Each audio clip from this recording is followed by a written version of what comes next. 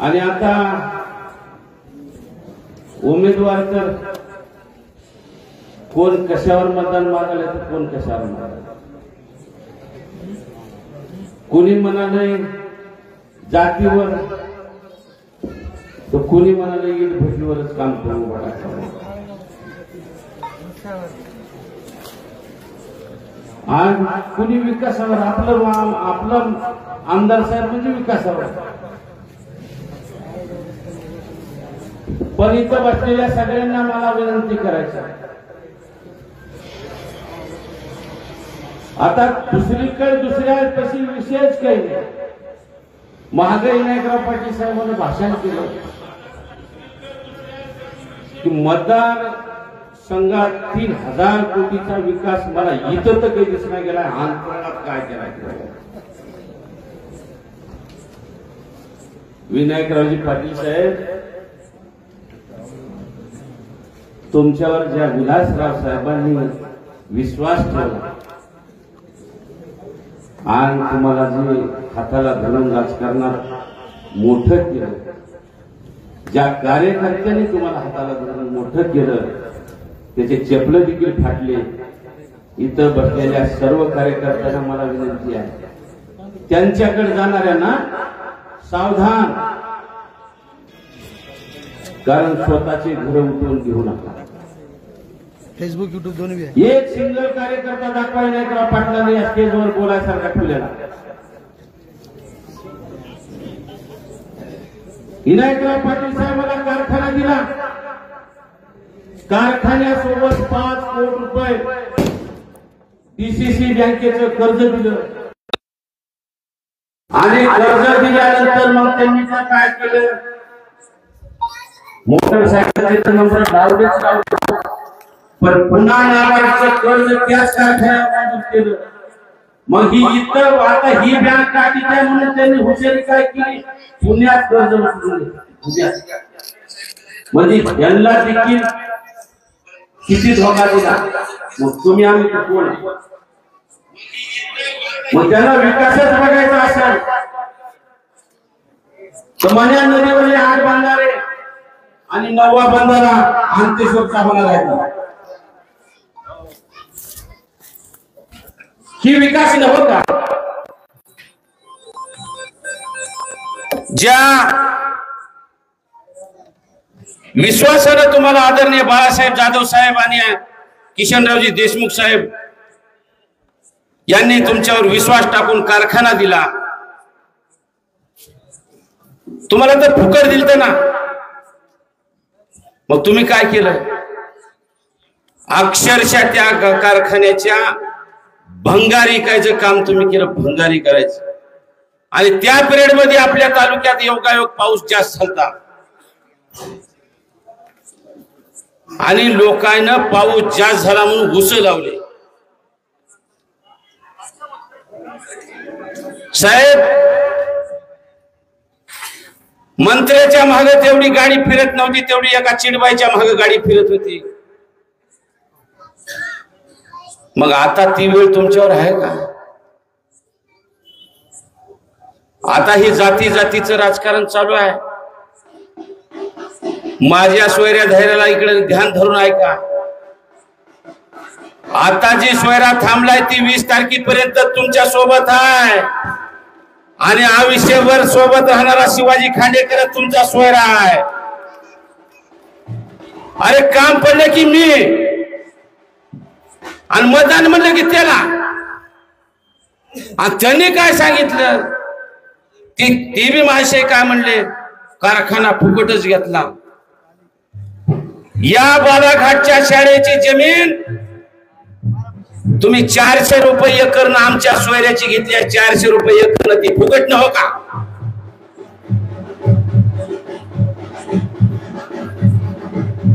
अहो, मत मागायच्या जातीवर निवडणुका होत नाहीत. अगोदर कर्तृत्व निर्माण करावं लागतंय. ही काय शोभेच्या वस्तू आहेत का की जाती जातीचे भांडण लागले म्हणून आपली पोळी भाजल ही स्वप्नही बघू नका. आणि जी त्यांचा प्रचार करेल त्यांना माझी विनंती आहे, तुम्ही जरा ते त्याच्यात त्या फिस्ट्या बाजूला करा आणि जावा, शिरूर जावा, हाडोळती जावा, किनगाव जावा, तिकडे वडवळ जानवळ जावा. अरे सुनामी लाट कशी आहे, सुनामी लाट तशी या घड्याळाची लाट चालू आहे, चौकड घड्याळाची लाट.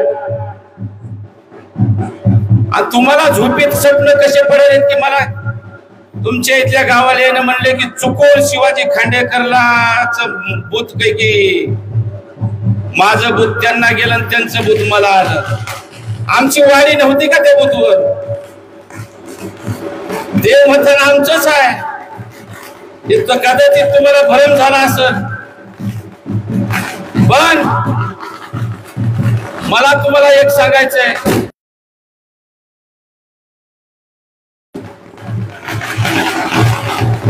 इतके दिवस काम करतोय,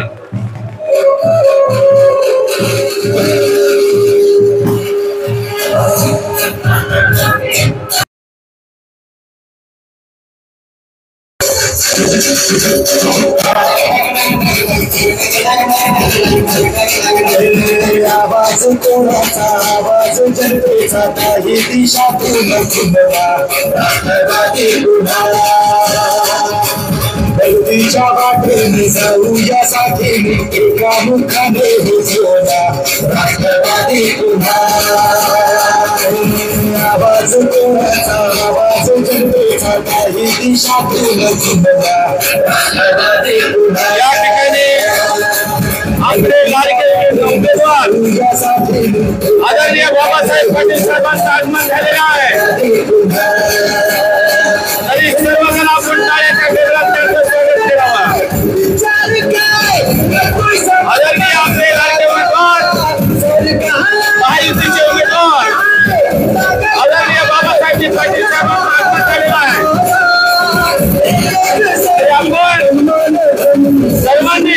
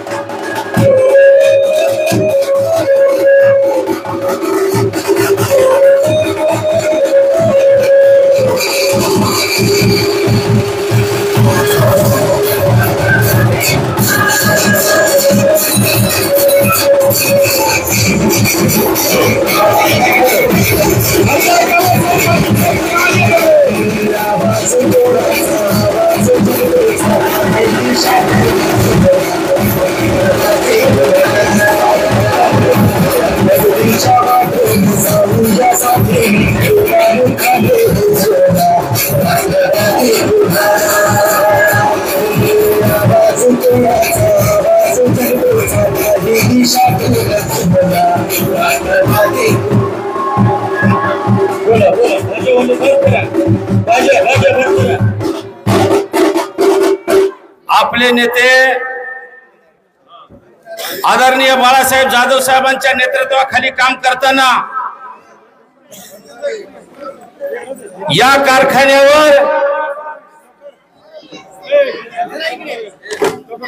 जानेवारी महिना आला की काहीच येत नव्हतं मित्र. आणि आज तुम्ही बघितलं तर एखाद्या कुठल्या तर फिल्म सिटी सारखं गेल्यासारखं या गावानं हरित क्रांती झाली आहे. म्हणून आपल्या सर्वांना विनंती आहे, लाडकी बहीण योजना जर चालू ठेवायची असेल तर येणाऱ्या 20 तारखेला घड्याळासमोरील बटन दाबून आपण प्रचंड बहुमताने विजय करा. नाहीतर विरोधक ही कोर्टात गेलते ही योजना बंद करायला. आणि ही योजना जर तुम्हाला चालू ठेवायची असेल तर 20 तारखेला बटन दाबल्याबरोबर 2100 रुपये महिना चालू होणार आहे. एवढंच या ठिकाणी सांगतो. आणि येणाऱ्या 20 तारखेला घड्याळ चिन्हासमोरील बटन दाबून प्रचंड बहुमताने आदरणीय बाबासाहेबजी पाटील साहेबांना विजय करावं एवढीच कळकळीची विनंती करतो. आणि मी माझे 2 शब्द संपवतो. जय हिंद, जय महाराष्ट्र. यानंतर या प्रचार सभेस संबंधित आपण आजच्या या प्रचार सभेस संबोधित करा. अहमदपूर चाकूर विधानसभा मतदारसंघातील या घातलेल्या विधानसभाचे आमचे उमेदवार बाबासाहेब पाटील साहेब, स्टेजच्या पाठीमागच्या सर्व माजी मंत्री माननीय बाळासाहेबजी जाधव साहेब माझे सहकारी जिल्हाध्यक्ष दिलीप देशमुख साहेब, दुसरे आमच्या मित्रपक्षाचे बाबासाहेबजी कांबळे साहेब, या ठिकाणी मी सर्वांचीच नावं या ठिकाणी घेऊ शकतो. खांडेकर साहेब आहेत, सतीश महाराज आहेत, रहीमभाई आहेत, PM कांबळे साहेब, सर्वांची या ठिकाणी मी क्षमा मागतो आणि मूळ मुद्द्यावर येतो.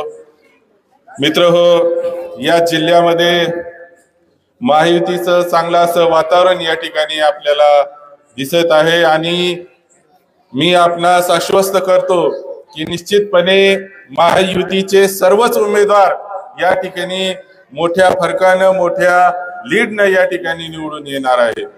माझ्या राष्ट्रवादी काँग्रेस पक्षाचे जे सर्व पदाधिकारी कार्यकर्ते जिल्ह्यामध्ये, आता मी स्वतः या ठिकाणी औषधामधून येतो देशमुख साहेब, मी स्वतः या ठिकाणी अल्पसंख्याक बहुल असं शहर, मुस्लिम शहर असताना आम्ही या ठिकाणी अभिमन्यू पवार साहेब यांना मागही या ठिकाणी आघाडी दिली, आताही या ठिकाणी आम्ही आघाडी देत आहोत. आपण 23 तारखेला निश्चितपणे हे या ठिकाणी बघू शकता. इतर भागामध्ये लातूर शहरामध्येही सतत मी या ठिकाणी फिरत आहे. त्या निमित्ताने माझे त्या भागातील कार्यकर्ते जे आहेत ते सुद्धा राष्ट्रवादी काँग्रेस पक्षाचे कार्यकर्ते अतिशय जोमाने या ठिकाणी काम करीत आहेत. निलंग्यामध्ये तशी परिस्थिती आहे. एकूणच आपल्या या सर्व जिल्ह्यामध्ये चांगली अशी परिस्थिती महायुतीची या ठिकाणी आहे. आम्हाला सोबत या ठिकाणी बाबासाहेब कांबळे साहेबांची साथ सुद्धा आहे. निश्चितपणे माझे मागासवर्गीय बांधव सुद्धा आपल्या या महायुती सोबत, आपल्या या कामामुळे निश्चितपणे माझ्या सोबत आहेत. आपको इस परिसर में जो हमारे मुस्लिम भाई हैं उनको मैं खास करके ये कहना चाहूंगा कि आज जो मैं जिलाध्यक्ष आपकी जिले का सदर हूँ, ये केवल बाबा साहेब पाटिल साहब की मेहरबानी है और उन्होंने अपना पद, जिलाध्यक्ष का पद छोड़कर मुझे एक आपकी, और साथ में अजीत दादा पवार साहब ने अल्पसंख्यक आयोग, जो कि एक कोर्ट का दर्जा है, आपकी जो मसाइल हैं, जो प्रॉब्लम है, उसको हल करने के लिए कोर्ट का जैसा आदेश रहता है वैसा आदेश काटने का काम, आपकी कहीं कुछ तकरार है, इस मसला है, उसको हल करने का काम अल्पसंख्यक आयोग करता है. उस अल्पसंख्यक राज्य अल्पसंख्यक आयोग पर मेरी नियुक्ति माननीय अजय दादा पवार साहब ने की है.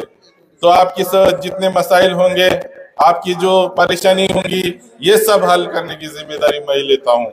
और मुझे खास कर कहूंगा, मैं आजू बाजू के मतदार संघ में भी जा रहा हूँ, पर इस मतदार संघ में अहमदपुर चाकूर तो 90% मेरे मुस्लिम भाई वहां पर हमारे गढ़ी के साथ हैं. अहमदपुर में यह वातावरण है. मैं डोर टू डोर फिर रहा हूँ, मैं उदगीर जा रहा हूँ, हर जगह जा रहा हूँ, जिले के बाहर भी जा रहा हूँ, पर इतना अच्छा वातावरण मुस्लिम भाई हमारे बाबा साहेब जी पाटिल साहब के पास इस अहमदपुर चाकूर में दिख रहे हैं, उतने मुझे कहीं नहीं दिखे.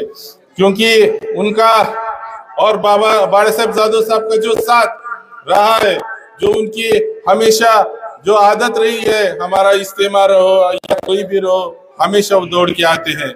अपने इस सरकार ने क्या किया, मदरसा में जो टीचर्स है उनके लिए पगारवाड़, जो पगार बढ़ाने का काम किया.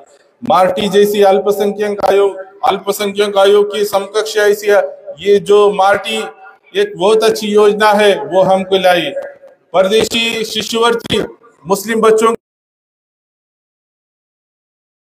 अल्पसंख्यक जो कल्याण मंडल है उसका 1000 कोटी रुपए देने का काम किया. ये सब बातें मुस्लिम भाइयों के लिए मैं खास करके कहना चाहूंगा. और इस मतदारसंघामध्ये या मतदारसंघामध्ये अनेक अशी कामं झाली, ते मला शब्दात किंवा कागदावर किंवा या ठिकाणी या भाषणामध्ये सांगणं कठीण आहे. त्यामुळे या ठिकाणी मी सांगू शकत नाही, वेळ सुद्धा नाही. या सरकारने अनेक अशा योजना आणल्या. ही गॅस टाकी 880 रुपयामध्ये आपल्याला समोर लिहिलेलं दिसतंय तुम्हाला, जी 1100-1200 रुपयाला होती, ते आपण कमी करण्याचं काम केलं. त्याचबरोबर आपण या वर्षाला 3 गॅस सिलेंडर मोफत देण्याचं काम केलं. अशा वयोश्री योजना असू द्या, लाडकी बहीण योजना असू द्या किंवा लाडका भाऊ, अशा अनेक योजना, या कल्याणकारी योजना या माननीय अजितदादा पवार साहेबांनी या ठिकाणी आपल्या सर्वांना या महाराष्ट्रामध्ये आणलेले आहेत. ते आपल्या सर्वांना माहिती आहे. अनेक गोष्टी या ठिकाणी बोलण्यासारखं आहेत सविस्तरपणे, परंतु वेळाभावी मध्ये काय झालं, मुस्लिम समाजाला या ठिकाणी भयाचं वातावरण, मुस्लिम भाइयों को डर का माहौल तैयार किया गया और कहा गया कि आप अगर मतदान करोगे तो ऐसा होगा वैसा होगा, पर कुछ हुआ क्या भाइयों? अजीत दादा पवार साहब हमारे साथ में है, इस महायुति सरकार में है, कुछ नहीं होने वाला। और उन्होंने इतना भरोसा करके आपके जिले का सदर मुझे बनाया है, तो कुछ कैसे होगा? परंतु ये जो विनायक राय पाटिल है, क्या कहे भाई, नमाज पढ़ने की जरूरत नहीं है, आप वो एक पर्टिक्युलर चिन्ह को वोट करो, ऐसा बोलता है। नमाज पढ़ने की जरूरत नाही, काशीला जायची गरज नाही, असं बोलायची भाषा असते। हे पण आपण या ठिकाणी काही संधी साधू लोक या ठिकाणी आपलं उमेदवार बनवून आज या ठिकाणी आहेत, त्यांना ओळखायची खरी गरज आहे। त्यामुळे या ठिकाणी जास्त काही बोलणं या ठिकाणी उचित नाही, परंतु माझ्या मागासवर्गीय भावांना सुद्धा या ठिकाणी एक भयाचं वातावरण, संविधानाच्या मध्ये काय बदल होण्याचं वातावरण या ठिकाणी त्यांना सुद्धा या ठिकाणी निर्माण केलं गेलं।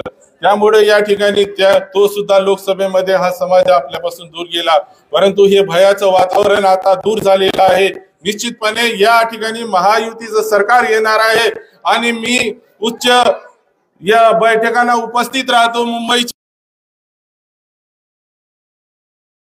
मंत्रिमंडळाचा या ठिकाणी ज्यावेळेस गटत होईल त्यावेळेस या ठिकाणी बाबासाहेबजी पाटील हे तुम्हाला मंत्री म्हणून या ठिकाणी निश्चितपणे दिसतील, असा विश्वास माझ्या या अनेक वर्षाच्या राजकारणाच्या अनुभवातून आणि माननीय अजितदादाचा एक विश्वासू सहकारी म्हणून या ठिकाणी मी तुम्हाला सांगतो।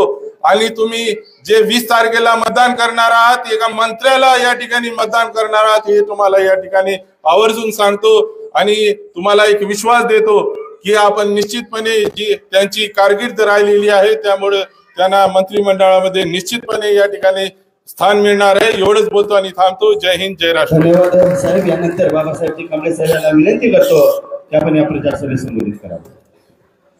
आजच्या या महायुतीच्या प्रचार सभेच्या निमित्तानं उपस्थित असलेले या तालुक्याचे आमदार बाबासाहेबजी पाटील साहेब, मंचावर उपस्थित असलेले भारतीय जनता पक्षाचे जिल्हाध्यक्ष मालक, राष्ट्रवादी काँग्रेस पक्षाचे जिल्हाध्यक्ष अफसर बाबा शेख, या ठिकाणी उपस्थित असलेले महाराज, मंचावरील सर्व मान्यवर बंधू आणि भगिनीनो, आज खंडाळी येथे ही प्रचार सभा होत आहे। खंडाळी हे गाव काय मला नवीन नाही, माझ्या गावाला मी कधी जात नाही, परंतु खंडाळीला रोजच असतो मी, आणि म्हणून खंडाळीकरांना एक विनंती करण्यासाठी मी या ठिकाणी आलो। आताच अफसर बाबाने आपले विचार मांडलेले आहेत, मी एकच या ठिकाणी म्हणणार आहे, मालक हे गाव आर्य समाजी गाव, या आमच्या बौद्ध वाड्यात वामनदादा कर्डक येऊन राहिलेले, अण्णाभाऊ साठे दाजीबा मामाच्या घरी राहिलेले, हे चळवळीचं गाव आहे, आंबेडकरी विचाराचं गाव आहे, बौद्ध विचाराचं गाव आहे। म्हणून मी माझ्या बौद्ध बांधवांना एकच विनंती करणार आहे, मी हे 1972 पासूनचा दलित चळवळीतला कार्यकर्ता आहे, मी आपल्या नेहमी सुखादुःखाला येत असतो, आणि म्हणून मी तुम्हाला या ठिकाणी विनंती करण्यासाठी आलो आहे। काँग्रेसवाल्यांनी भारतीय राज्यघटना बदलणार आहेत म्हणून टाळू फोडला, परंतु गेली 10 वर्ष झालं या देशामध्ये एनडीएचं सरकार आहे, कधी भारतीय राज्यघटनेला हात लावला? पंतप्रधान मोदींनी लोकसभेत प्रवेश करत असताना पहिल्यांदा भारतीय घटनेला माथा टेकून लोकसभेमध्ये प्रवेश केला, आणि त्यांच्या मंत्रिमंडळामध्ये आज 7.5 वर्ष झालं आपल्या बाबासाहेब आंबेडकरांच्या नंतर जर केंद्रामध्ये जर मंत्रिपदाची संधी रिपब्लिकन पक्षाला दलित नेत्याला, बौद्धांच्या नेत्याला कुणी जर दिली असेल तर ती एनडीए सरकारने दिली, नरेंद्र मोदी साहेबांनी दिली. हे आपल्याला कबूल करावं लागेल. आपण सत्तेमध्ये गेलो, आता महाराष्ट्राच्या सत्तेमध्ये बाबासाहेब पाटलांचा महायुतीचा हात धरून आपल्याला सत्तेमध्ये जायचं, आपले कामं करून घ्यायचे, आर्थिक उन्नती करून घ्यायची. म्हणून मी जास्त वेळ बोलणार आहे, इथे वेळ जास्त नाही आहे. म्हणून माझी बौद्ध बांधवांना, मातंग समाजातल्या बांधवांना, अल्पसंख्याक बांधवांना विनंती आहे की संविधान खतरे में नहीं है. आता काही उमेदवार, मी एकच मिनिटात संपवतो, भारतीय संविधान बदलण्यात येणार आहे, इथून ठराव जाणार आहे, असं होणार आहे, तसं. अरे तुम्हाला भारतीय संविधानातलं, भारतीय घटनेचं परिशिष्ट काय आहे, ते परिशिष्ट म्हणजे काय, प्रियांबल म्हणजे काय, हे देखील माहित नाही. आणि तुम्ही समतेच्या, समाजवादाच्या गप्पा मारताय. मित्र, एक अभ्यासू, ज्यांना अभ्यास आहे, सुशिक्षित नेतृत्व आमदार बाबासाहेब पाटील आहेत. म्हणून त्यांच्या घड्याळाच्या चिन्हावर आपल्याला या ठिकाणी मतदान करायचं आहे आणि त्यांना प्रचंड मताने या ठिकाणी विजयी करायचं आहे. एवढीच या ठिकाणी मी विनंती करतो. आपली रजा घेतो. जय हिंद, धन्यवाद साहेब. जय भीम, जय भारत. दिलीपरावजी देशमुख साहेबांना विनंती करतो याच्या प्रजासभेत संबोधित करा.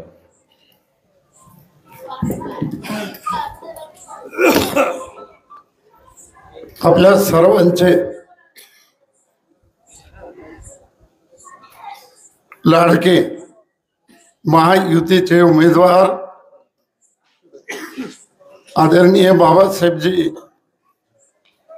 पाटील साहेब, ज्यांनी आता मार्गदर्शन केलं ते RPIचे जिल्हाध्यक्ष आमचे मित्र बाबासाहेबजी कांबळे साहेब, औषधाहून मुद्दाम आपल्या गावात आलेले राष्ट्रवादीचे जिल्हाध्यक्ष आमचे मित्र आदरणीय बाबा, महिला मोर्चाच्या जिल्हाध्यक्ष आमच्या ताई शिंगडे ताई आणि उपस्थित व्यासपीठावर बसलेले सर्व मान्यवर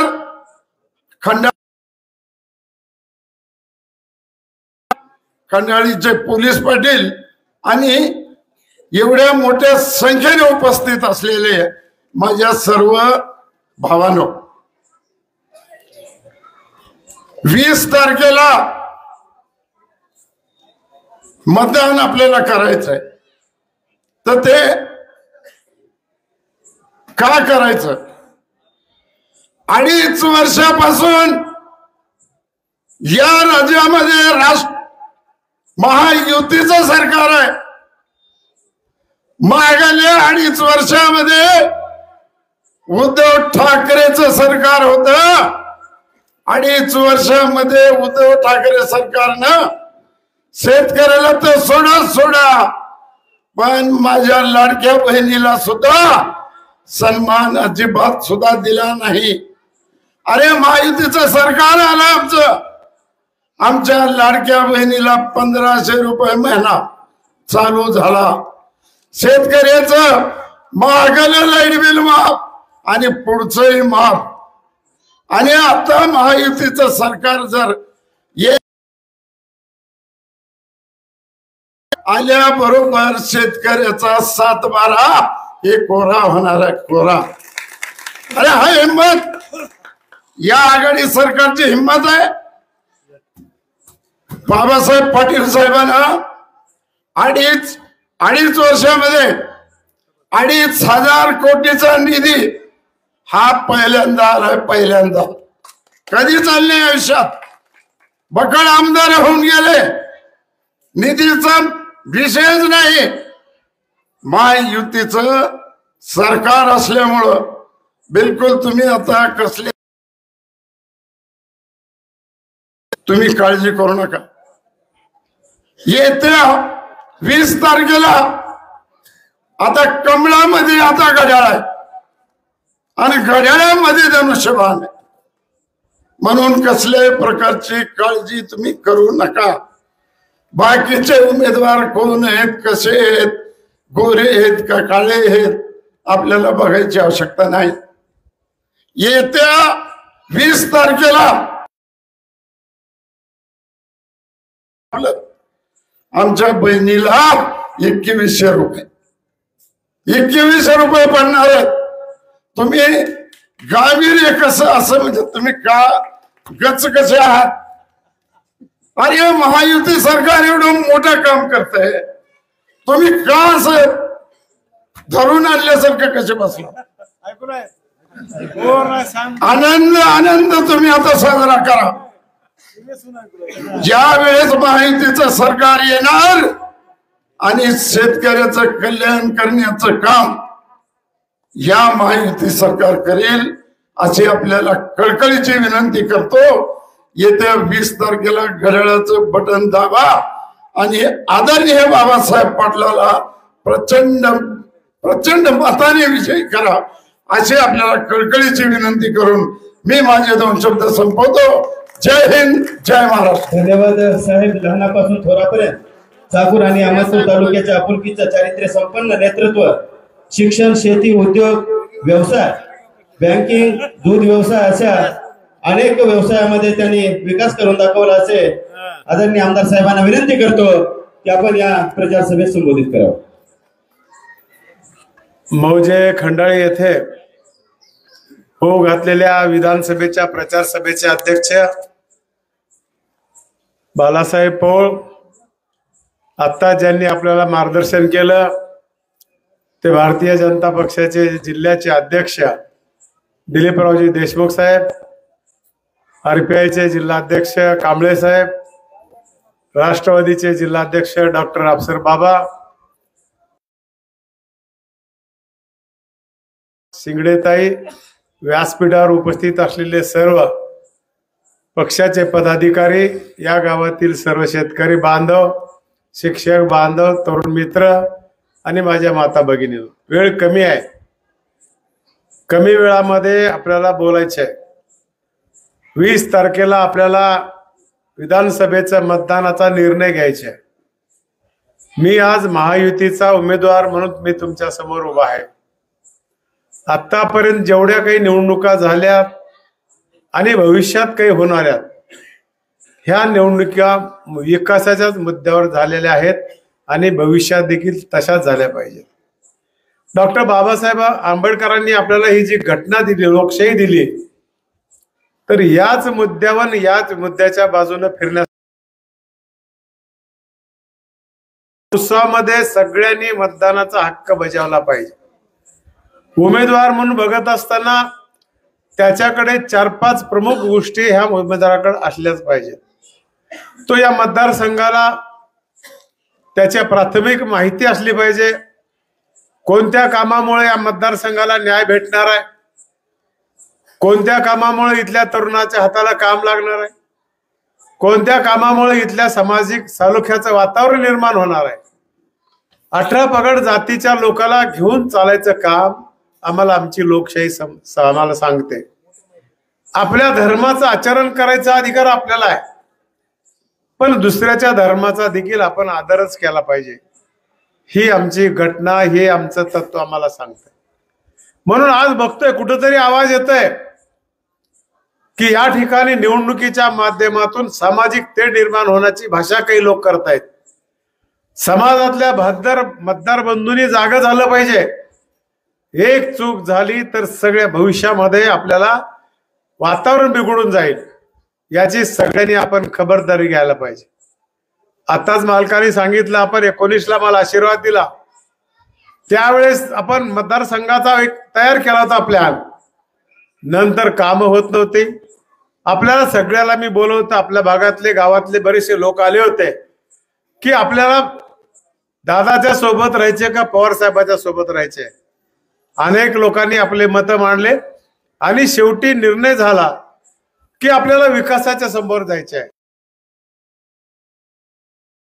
आपले काम, आपले काही दिल्लीला कामं पडत नाहीत, ह्या सगळ्याचा गोष्टीचा सांगोपांग विचार करून आपण दादाकडे गेलो 288 पैकी काही आमदार असतील, त्याच्यापैकी मी एक आमदार आहे की मतदार राजाला भेटल्याशिवाय, त्यांना चर्चा केल्याशिवाय मी असला निर्णय कधीच घेत नाही.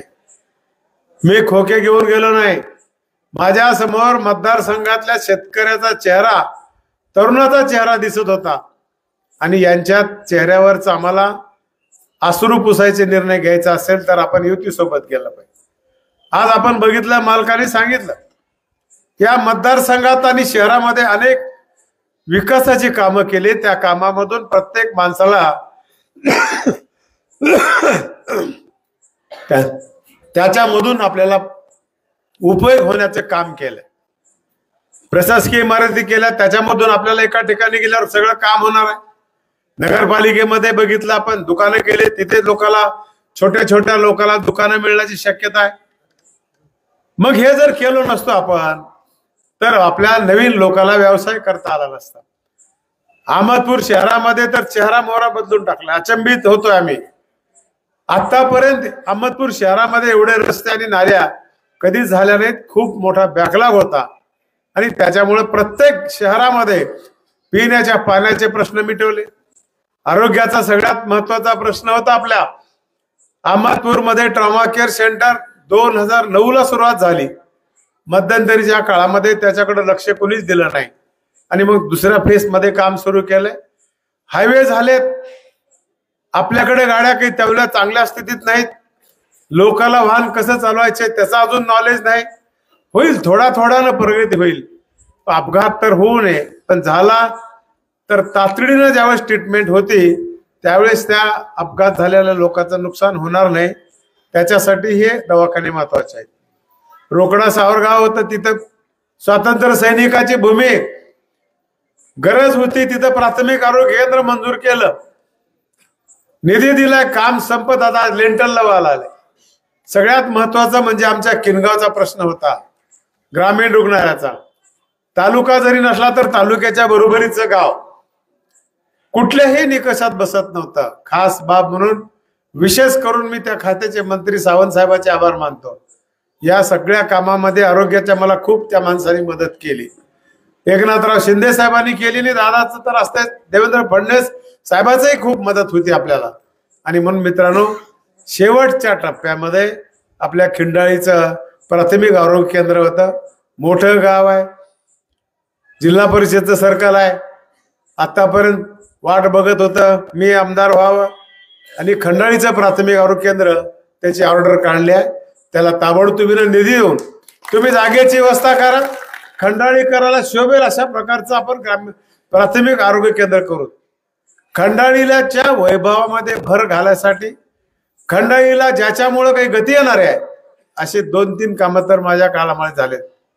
मागल्या वेळेस जाधव साहेब आमदार होते त्यावेळेस DCC बँकेची शाखा आपल्यात नव्हती. तो अजून मी काळ विसरलो नाही आणि ती शाखा आपल्या गावात आणली.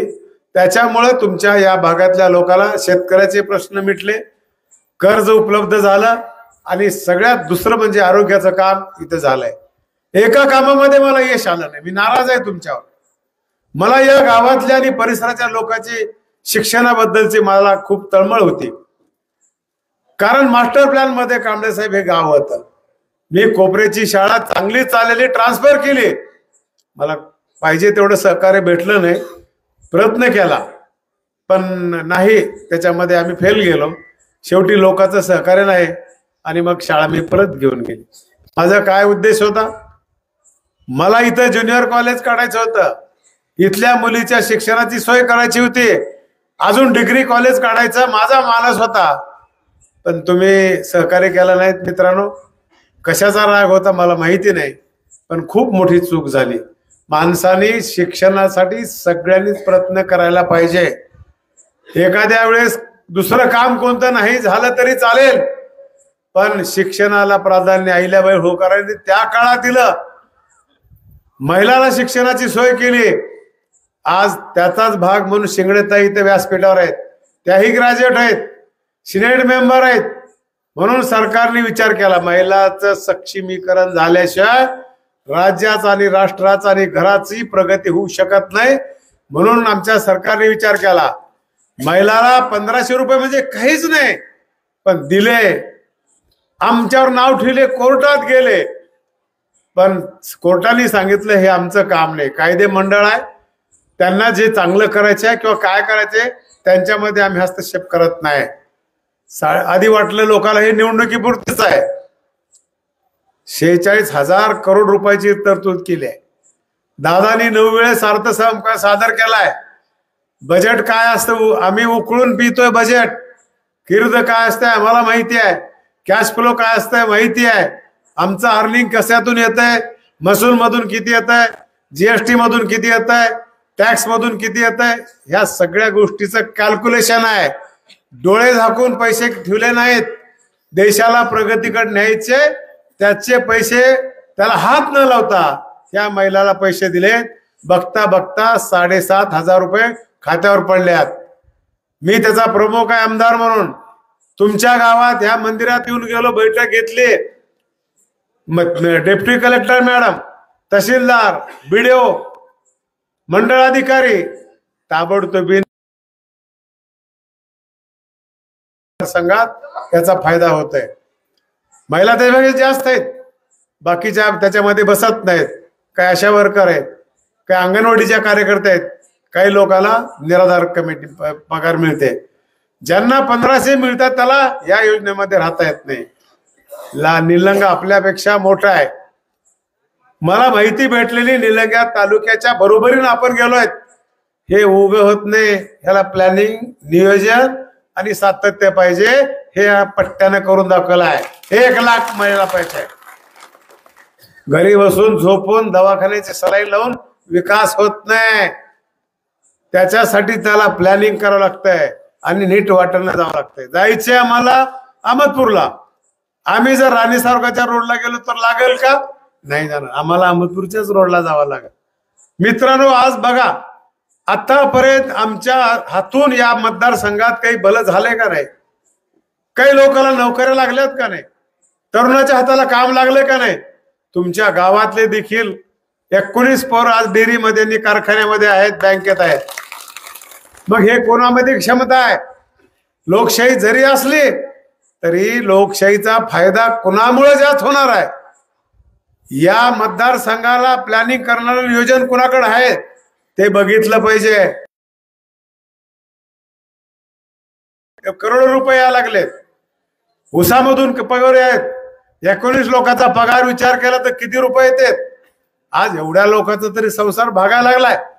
अजून भविष्यात करायचे 100 लोक भरले. आता या सरकारने घेतलेला निर्णय विशेष करून सरकारचा आभार मानतो. माझ्या संस्थेत 100 जागा रिक्त आहेत. ते सरकारला आम्ही कन्व्हिन्स करतोय. लोक क्वालिफाय आहेत, भरण्याची परवानगी आम्हाला लागणार आहे. सरकारने युवा प्रशिक्षणाच्या माध्यमातून कारखान्यात 35, संस्थेमध्ये आणि बँकेमध्ये 100 लोक घेतलेत. आता जे आलेत उमेदवार 20 लोकांनी अर्ज केलाय. बाकी 2-3 लोक चर्चा करायसारखे आहेत. त्यांच्याकडून काय होणार आहे, भविष्यात काय होणार आहे, आता काय होणार आहे? केवळ हाऊस पुरवायची म्हणून आमदारकी नाही. आमदारकी म्हणजे काही मौज मजा करायची नाही. त्याला खूप ताकद लागते, कार्यकर्त्याचं बळ लागतंय आणि मेहनत घ्यावं लागतं. ही सोपी गोष्ट नाही. अनेक लोकांना तुम्ही आमदार केलं. या मतदारसंघातल्या गावातल्या लोकांचं किती भलं झालंय विचारा ना तुम्ही. नाही विचार तर मनाला तरी विचारा. मग या मतदारसंघाला डेव्हलप करण्याचे तर कोण करणार आहे? पट्ट्या करणार आहे तुम्ही. फक्त माझ्या संघाला माग देखील चर्चा झाली. त्यावेळेस तुम्ही मलाही प्रश्न विचारला होता लिंबुटीच्या पाण्याचा. आज 70 किलोमीटर पाणी आणतोय खंडाळीकर आणि त्या पाण्यामध्ये तुमचा देखील वाटा राहणार आहे. अजून क्लिअर बोलू का? कळणार का माझी भाषा? तुम्ही चिंता करू नका. कसं करायचे ते मी करतो. तरुणाच्या पोराला हाताला काम लावतो, महिलाला सक्षम उभा करतो, शेतकऱ्याच्या मालाला भाव कसा देता येईल बघायचा प्रयत्न करतो. सरकारला आम्ही धारावर धरून सत्तेधारी असलो तर आमच्या देशाची आणि राज्याची कृषी व्यवस्था शेतीवर आहे. कृषी प्रधान देश आहे. आम्हाला ह्यांच्याकडे दुर्लक्ष करून आमच्या देशाचा विकास होणार नाही. ते करायची जबाबदारी मी घेतोय.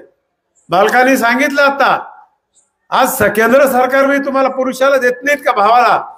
बाई किती युट्यूबवर बघतोय मी, सगळं बहिणीला दिलं, आमचं घेतलं त्यांना दिलं, तुमचं घेतलं नाही. तुम्हाला पैसे दिले, हरभऱ्याचे पैसे दिले, कापूस ज्यावेळेस तुमच्याकडे होता त्यावेळेस तुमच्या आमदारांनी व्यवस्था कोविड मध्ये केली. मालक, करोडो रुपयाचा फायदा तुमच्या भागातला झालाय का नाही ते सांगा मला.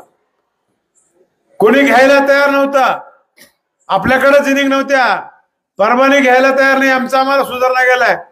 नांदेडवाले घ्यायला तयार नव्हते.